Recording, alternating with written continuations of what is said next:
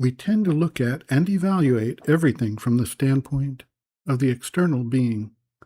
Thus, when there is a case of a stillborn fetus, or a child who dies within weeks of birth, we look for external causes. Was the child's mother somehow to blame? Or was there some circumstance that occurred that caused the death? We do not generally consider whether there was an occult determinant related to what Aristotle called the formal cause, the actual causative factor that brings about a result in the material world.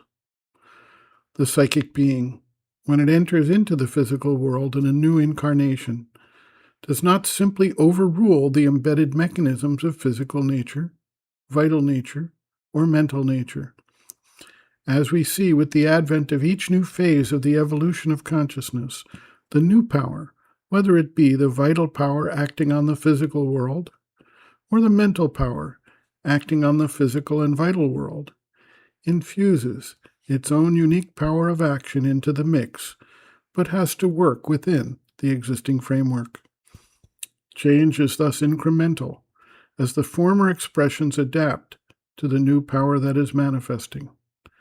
For an evolved soul, this is a situation that requires patience and understanding, while it learns how best to accomplish its aims within the framework of the life that it has embarked upon. The mother continues, quote, "It has also happened that souls have incarnated and then left. There are many reasons why they go away. Children who die very young, after a few days or a few weeks, this may be for a similar reason. Most often it is said that the soul needed just a little experience to complete its formation, that it had it during these few weeks and then left. Everything is possible, and as many stories would be needed to tell the story of souls as are needed to tell the story of men. That is to say, they are innumerable, and the instances are as different as possible from one another. So, to decide arbitrarily, it is like that, not like this. This is what happens and not that. This is childishness.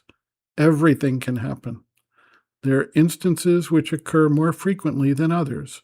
One can generalize, but one can never say, this is not possible and it is always like this or like that. That is not how things happen.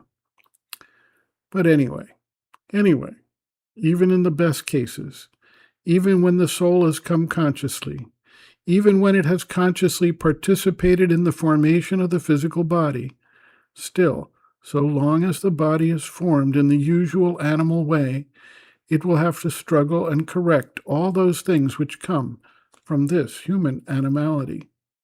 Inevitably, parents have a particular formation. They are particularly healthy or unhealthy. Even taking things at their best, they have a heap of atavisms, habits, formations in the subconscious, and even in the unconscious, which come from their own birth, the environment they have lived in, their own life. And even if they are remarkable people, they have a large number of things which are quite opposed to the true psychic life, even the best of them, even the most conscious. And besides, there is all that is going to happen. Even if one takes a great deal of trouble over the education of one's children, they will come in contact with all sorts of people who will have an influence over them, especially when they are very young.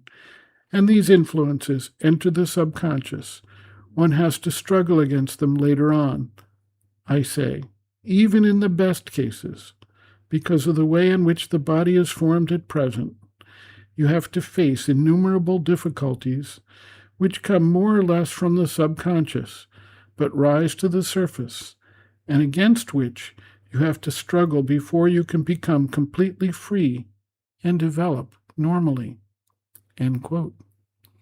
Reference, Sri Aurobindo and the Mother, The Psychic Being, Soul, Its Nature, Mission, and Evolution, Section 4, The Afterlife and Rebirth, pages 145 to 148.